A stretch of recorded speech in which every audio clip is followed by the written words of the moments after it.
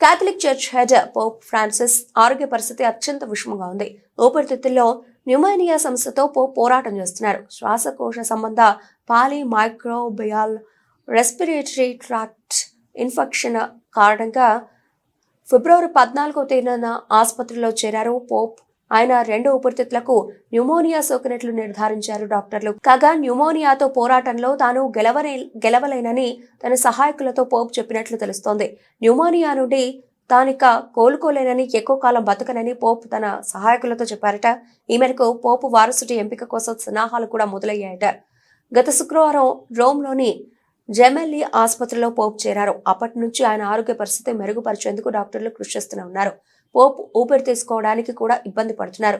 Pope అనారోగ్యం నుండి కోలుకోవడం కష్టమే అని భయాలు వ్యక్తమవుతున్నాయి. పలు రకాల వైరస్లు, బ్యాక్టీరియాల వల్ల ఇన్ఫెక్షన్ సోకడంతో పోప్ తిరిగి కోలుకోవడం ఇబ్బందిగా మారిందంటున్నారు డాక్టర్లు.